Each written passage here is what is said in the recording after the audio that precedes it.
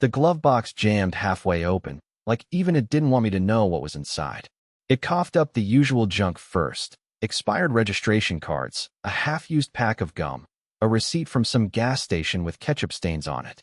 But then, beneath the old napkins and loose change, there was something else. Something deliberate.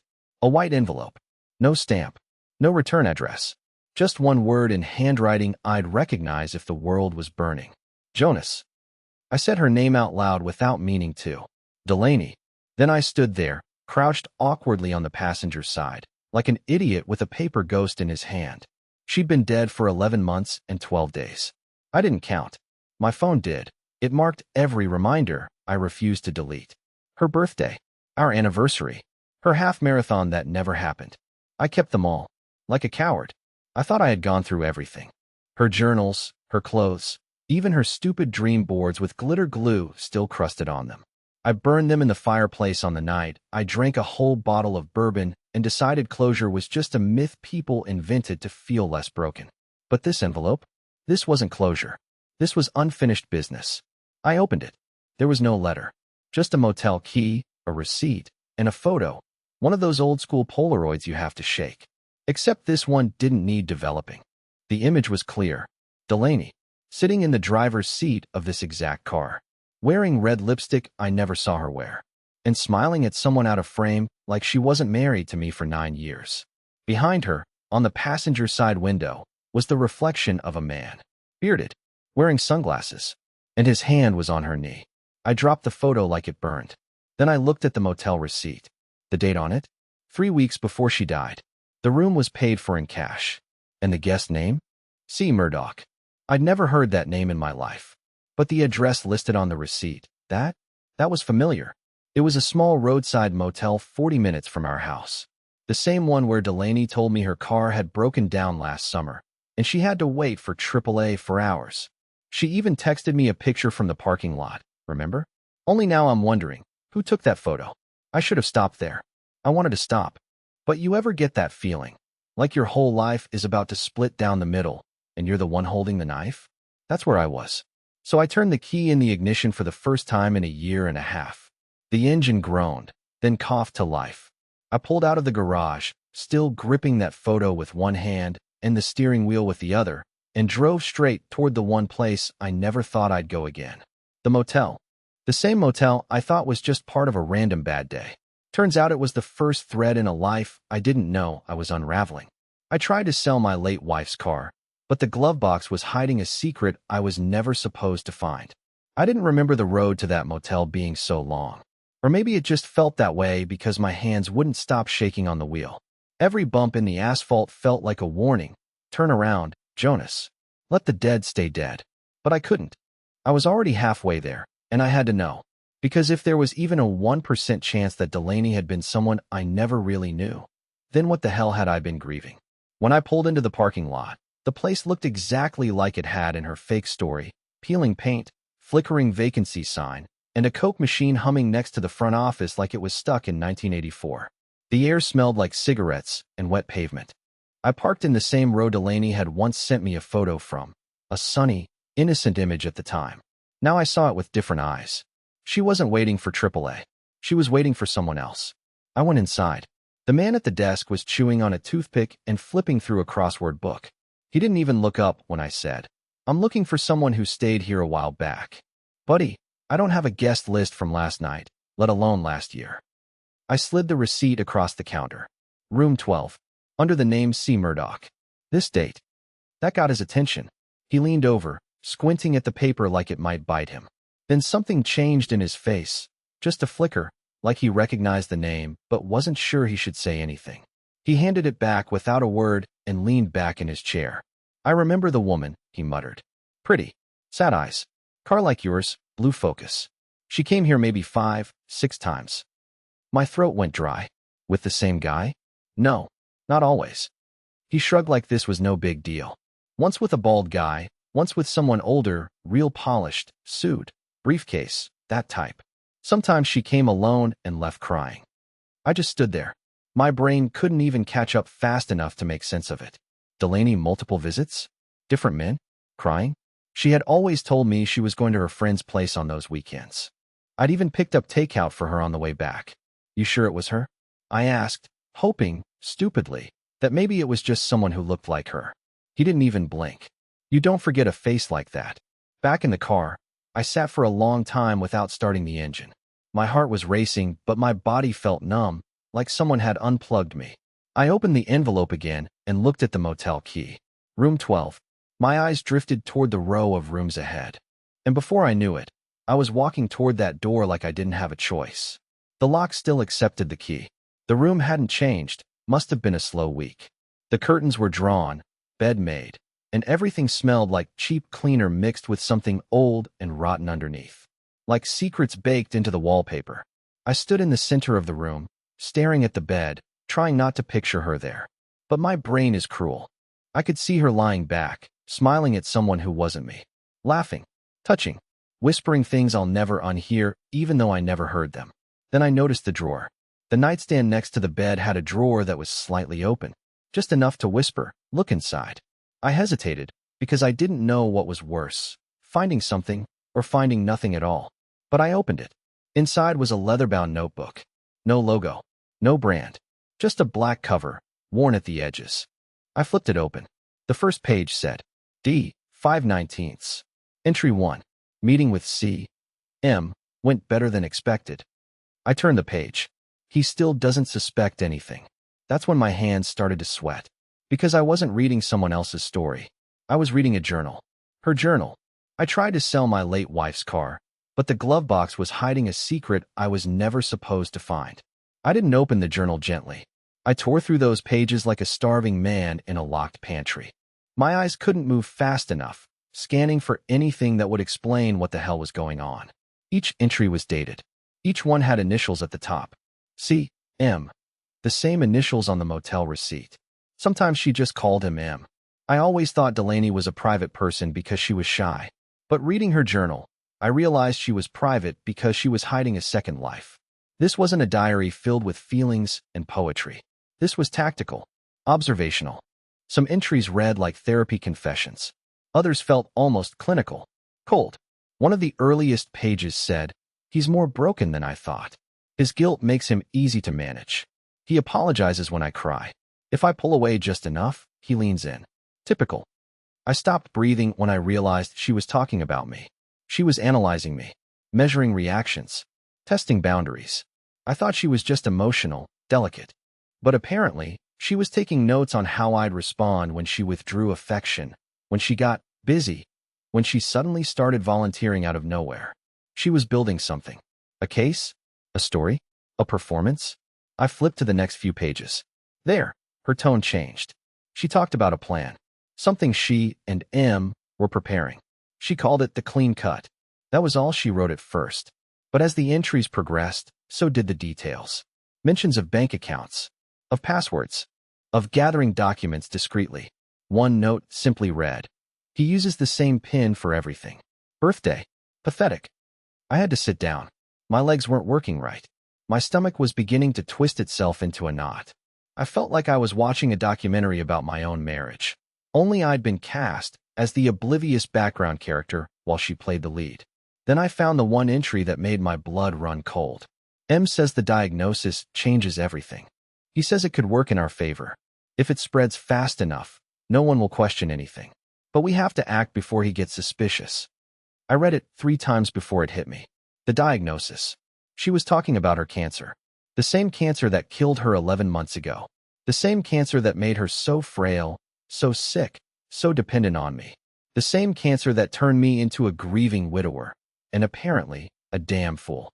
I slammed the journal shut and just sat there, shaking, sweating, trying to convince myself this was some twisted misunderstanding. Maybe it was fiction. Maybe she was writing a novel in secret. Maybe this was some messed up therapy assignment. But it didn't feel like fiction. It felt like a confession. I stuffed the journal into my jacket and rushed back to the car. I didn't even look at the guy behind the counter on my way out. The drive home was a blur. I didn't even turn the headlights on until someone honked at me halfway down Elm Street. I pulled into the driveway like I was fleeing a crime scene. Back inside, I poured a drink. Then another. I sat on the kitchen floor and stared at the journal for almost an hour. Then I pulled out my old laptop, the one Delaney never used, and searched the name from the receipt again. See, Murdoch. It took me a while. But eventually, a link popped up that made my skin crawl. A civil litigation case from 2014, filed in another state. Defendant, Conrad Murdoch, former financial advisor, sued by multiple clients for fraud, manipulation, coercion. Case was settled out of court. Quietly. There was no photo attached. But one of the case notes included the name of a co-defendant, Delaney G. Murdoch, formerly Delaney Greer. My Delaney. My wife. She had changed her name when she moved to this city. Dropped the Murdoch. Kept the Greer. Told me she'd never been married before. Told me she'd left her hometown because of bad memories. That was the moment I realized I had no idea who I had buried. Not really. Not even close. I tried to sell my late wife's car, but the glove box was hiding a secret I was never supposed to find. Sleep didn't come that night. I lay in bed with the journal on my chest like it was trying to smother me. Every time I closed my eyes, I saw Delaney's face. Not the one I remembered, but a flickering version of her that changed shape. Smiling at me, then laughing behind my back, then standing next to a man I'd never met, whispering secrets in the dark. I kept hearing her voice in the hallway, her footsteps, but it was just the wind pushing against the gutters, or maybe guilt scraping at the inside of my skull. By sunrise, I had made a decision. I needed to stop pretending I knew who Delaney was. The woman I mourned wasn't real. Or maybe she had been, once. But at some point, something cracked, and she became someone else. I wasn't just looking for answers anymore. I was trying to identify a stranger who had lived in my house, slept in my bed, called me baby, while planning something behind closed doors. And now, I wasn't even sure if she had died of what the hospital said she died from. Around 9 a.m., I started searching the house. Not just the drawers and closets. I mean everything. I pulled books off shelves, dumped out boxes in the attic, cut open the lining beneath the couch cushions. I didn't know what I was looking for, but I knew the feeling I'd get when I found it. That tension. That moment when a memory no longer matched the reality it belonged to. I found it in the most insulting place possible. The laundry room. Behind the stacked washer-dryer, wedged in a plastic grocery bag duct taped to the back wall, was a tin box. Not even locked. Just taped shut like an afterthought. Inside were 4 things: a burner phone, a flash drive, a stack of cash, 20s and 100s, bundled with rubber bands, and a second journal. This one wasn't neat like the one from the motel. It was chaotic. Rushed handwriting, crossed out names, scribbled arrows and underlines. And it didn't take long to realize it wasn't just about me. The first page was a list of names. Some had notes beside them. Too nosy. Unreliable. Met once. Possible fallback. Doesn't suspect a thing. My name wasn't at the top of the list. It was the 3rd name down. And next to it, Jonas Blake. Stable, emotionally dependent, passive when under pressure. Financially manageable. Ideal candidate if CM fails. I dropped the journal like it bit me. My lungs stopped working. I stood there with my back against the dryer, trying to piece together what that even meant. Candidate? Fails. Was I part of some test? A plan B? My entire relationship? Was I just a draft? My phone buzzed in my pocket, breaking me out of my spiral. A number I didn't recognize lit up on the screen. No caller ID. I let it ring until voicemail kicked in, too paralyzed to speak. But they didn't leave a message. 15 seconds later, it rang again. Same number. This time, curiosity overrode fear. I answered, voice shaky. Hello. There was silence for 2 seconds. Then a deep, unfamiliar male voice, calm but cold, like a doctor delivering bad news. Stop looking, Jonas. My heart dropped. Who is this? You don't want to know, and I don't want to hurt you. He paused like he expected a reaction. I gave none. I couldn't. My brain was stuck trying to confirm I was awake and not trapped in some paranoid fever dream. Delaney made choices, the voice continued. Some for you, some against you. But she's gone. Let it stay that way. The line went dead. I stood there, staring at the phone like it might explode in my hand. The silence in the house was deafening. The air felt thick. My knees nearly buckled. I rushed back to the tin box and grabbed the flash drive. I ran upstairs, plugged it into the old laptop, and waited while it loaded. It contained one folder, titled simply, Insurance. Inside were scanned documents, legal forms, policy contracts, and a PDF labeled Final Directive DGM. I opened it. It was a life insurance policy, taken out 8 months before Delaney died. A policy for $500,000. And I was not the beneficiary. The name listed? Conrad Murdoch. I tried to sell my late wife's car, but the glove box was hiding a secret I was never supposed to find. I stared at the name on the screen for what felt like hours, trying to absorb it. Conrad Murdoch, beneficiary. It was so sterile, so legal-looking, as if the betrayal wasn't emotional enough and had to come with a document to punch you in the face. Delaney's signature was right there. Clean, confident, familiar. Her handwriting hadn't shaken. No second thoughts. Just ink on paper sealing $500,000 into the hands of a man I'd never met. A man who just called me and told me to stop digging. I printed everything. Spread it out on the kitchen table like evidence in a courtroom. My living room had become a crime scene where the only body was my trust. The burner phone in the tin box had a nearly dead battery, but once I plugged it in, I found 3 text threads still intact. No names, just numbers. Most messages were short, vague, transactional. But one thread stood out. Delaney, he's still clueless. I almost feel bad sometimes. Unknown, don't. He served his purpose. Delaney, you're cold. Unknown. And you're in too deep to be sentimental. Another message later read, have the car cleaned. No loose ends. That one hit me like a brick. The car. The glove box. That stupid, dusty Subaru was never meant to be sentimental. It was part of something she wanted erased. I called the number. It went straight to voicemail. Male voice, automated, no name. I didn't leave a message. What would I even say? Hey, I'm the guy you manipulated through the woman you pretended to love. Just wanted to know if I was part of a scam or a social experiment. Instead, I did what any desperate man with too much time and internet access would do. I started digging. I found Conrad Murdoch's old business address on a forum thread for whistleblowers.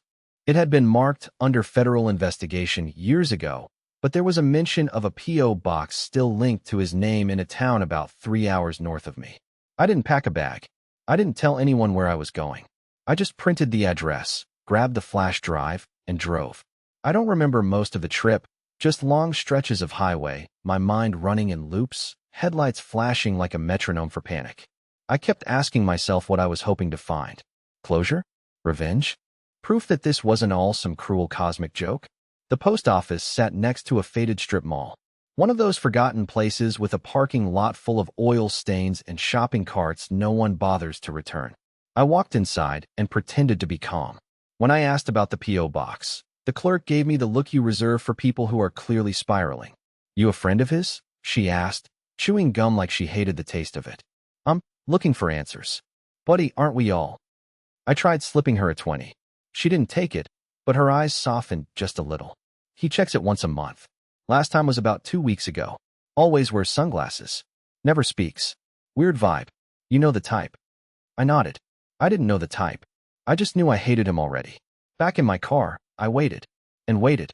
For 3 hours. Until the sun started to dip behind the trees and the shadows got long. I was about to leave when a dark silver BMW pulled into the lot. Newer model, spotless. Out of place in this broken-down corner of nowhere. He stepped out. Tall. Late 40s. Sunglasses, just like she said. But it wasn't the look that got me. It was the way he moved. Casual. In control. Like he was already 10 steps ahead of everyone. He didn't rush. Didn't glance around. Just walked in, checked his box, and came back out, holding a single white envelope. I couldn't help myself. I followed him. Not close. Just enough to keep him in sight. He drove 10 minutes outside of town to a house that didn't match the car. Small. Tidy. Remote. He parked in the garage and disappeared inside. I stayed in my car until dark. Then, under the cover of night, I got out. I walked around the perimeter. No motion lights. No dogs. Just an old porch swaying in the breeze and a single light glowing behind drawn curtains. I circled to the back. The kitchen window was cracked open an inch. And through it, I heard something I wasn't prepared for. A woman's laugh. Young. Familiar. It wasn't Delaney. But it was a voice I'd heard before. Once, at a charity event Delaney dragged me to, years ago. Her cousin. She told me they weren't close. Said she lived out of state, in rehab, or maybe in school. The story kept changing. And yet here she was. Laughing. Pouring wine. I leaned closer. Conrad's voice. He's not going to let this go. You know that, right? The woman laughed again, lower this time. Then we handle it. I stepped back from the window slowly, heartbeat pounding in my ears. The pieces were moving faster than I could hold them. Delaney was dead, but her connections weren't. And now, I was standing on the edge of something that felt bigger than betrayal. This wasn't just about love, or lies, or marriage. This was a network, and I was the last person in it who didn't know how far it went. I tried to sell my late wife's car, but the glove box was hiding a secret I was never supposed to find. I got home just after midnight, throat dry, fingers locked around the steering wheel like I'd forgotten how to let go. My legs ached from sitting so long, but the adrenaline was still burning under my skin. The air inside the house felt stale, like it hadn't been lived in. Or maybe I hadn't really lived in it since Delaney died. Or since she left, if I'm being honest. There's a difference now. I dropped my keys on the counter and turned on every light in the house. Not because I was scared, but because I couldn't stand the idea of shadows anymore. Too many things have been hiding in shadows lately. Her lies. Their plans. My stupidity. I was halfway to pouring a drink when I noticed it. Something was wrong. The air was too still. My office door, always closed, was slightly ajar. I hadn't opened it in weeks. That room had become a mausoleum of old tax forms and broken hard drives. I used to write music in there. That version of me feels like someone I used to know. I pushed the door open with my foot, slowly, and froze. Someone had been inside. Drawers open. Files moved. The old family safe I hadn't touched in years was pulled out from the wall cavity and left half shut. The journal, the second one I had hidden in a kitchen drawer, was gone. Someone had broken in while I was gone. I backed out of the room like it was on fire. I checked every window, every lock. Nothing broken. Nothing forced. The back door was locked from the inside. Whoever it was had a key. That narrowed things down to maybe 3 people. Delaney's mother. Doubtful. She couldn't stand me. Her old co-worker Melanie. Maybe, if this whole thing was even bigger than I feared. Or the woman at Conrad's house. Her cousin. But the idea that someone could waltz into my house like it was still theirs while I was out chasing ghosts made something inside me snap. I wasn't safe. Not in my home. Not in my mind. I was being watched. I was part of something that hadn't ended when Delaney's heart stopped. I called the police. They came, took a quick look, shrugged, asked if anything was missing. I said yes, but not something I could prove. A journal. With confidential notes, I added. They gave me a report number and said they'd follow up if anything else happened. The officer, a guy in his 50s with coffee breath and the energy of someone counting the minutes to retirement, asked if I had any enemies. I gave a small laugh. Not until recently. After they left, I tried to sleep but couldn't. I moved from room to room, checking locks, windows, the garage. I opened Delaney's closet for the first time since the funeral. Her scent had faded. Her dresses hung limp, colorless. I stared at them, trying to reconcile how someone could smile at me in the morning and betray me by nightfall. Then the doorbell rang. It was 3:14 a.m. I didn't move, just stood in the hallway like a deer in headlights. The bell rang again, slower this time, like whoever was out there wanted to be heard but not seen. I edged toward the peephole and looked. No one. But when I opened the door, there was something on the doormat. An envelope, just like the one in the glove box. It had no writing on it, no name, no address. Inside was a single piece of paper, folded in half, and a photo. The paper had one line typed on it. "We're not finished with you." The photo was a still image taken through my living room window.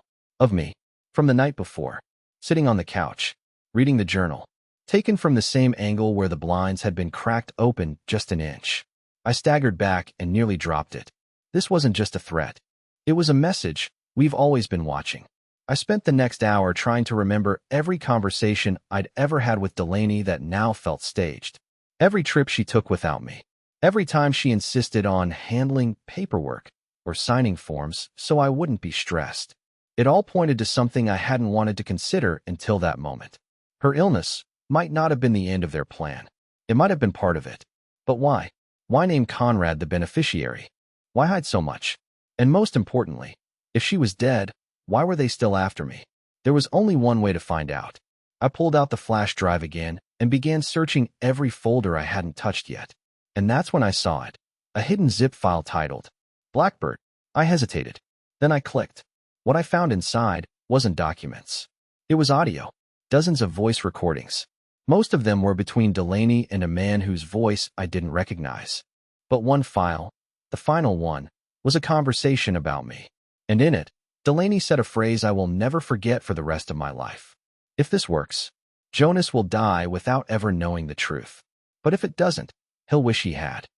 I tried to sell my late wife's car, but the glove box was hiding a secret I was never supposed to find.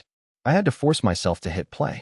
My fingers hovered over the keyboard for several seconds as the weight of those words, "he'll wish he had," rolled around in my skull like a marble in an empty jar. My mouth was dry. The light from the laptop screen made everything else in the room feel dark, too dark, like the world had folded in on this moment, like it wanted me to know what I was about to hear would change me permanently. The audio started with nothing but faint static, then a breath.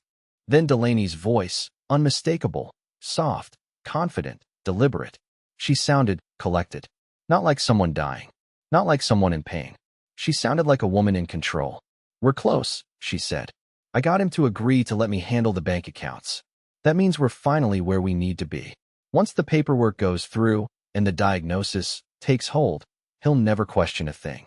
He doesn't ask questions, you know? Not really. That's what makes him so useful." I paused the file. Sat back. Tried to breathe. She said diagnosis like it was a prop. Like it was part of a plan, not a tragedy. For the past year, I'd mourned her, cried in the middle of the night, stared at the empty side of the bed wondering how life could be so cruel. But here she was, treating it like a disguise. A cover story. When I pressed play again, the voice on the other end came through. Male, older, calm. It wasn't Conrad. The accent was different. Slower, deeper. But this man was clearly a partner, someone in on it from the beginning. "We can still pull out," he said. "This is risky now. If anything slips." "It won't slip," she snapped back. "You forget how good I am at this. He loves me. He thinks I'm fragile. That's the entire point.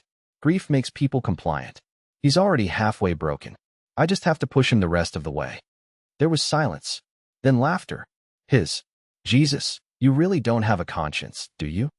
"You knew that when you brought me in," she replied. "I told you. I'm not in this to feel better about myself. I'm in it to win." I couldn't listen anymore. I ripped the headphones off and sat there, stunned. The person I had loved, the person I had buried, was gone long before her body ever gave out. Somewhere along the way, she'd turned into a surgeon of manipulation, carving through my soul with surgical precision. And I had made it so easy for her. I let her in. I trusted her. I let her cry in my arms while she plotted with people I hadn't even known existed. I clicked into the rest of the folder. One by one, the recordings revealed a timeline. They'd been watching me since the very beginning. The car, the journals, the staged photos, the fake coincidences of bumping into me before we ever officially met. Delaney had created our relationship the way an architect designs a house. Not built with love, but with purpose. In one clip, she described me to the others. "He's not stupid," she said. "Just lonely. Desperate to be seen. He reads into kindness like it's scripture. I could tell him the sky is green, and he'd ask what shade." Another voice, female this time, maybe the cousin, chimed in with a snort. "He's a sap. He'll be loyal until the end." To which Delaney replied, "Exactly. He's perfect." I felt sick.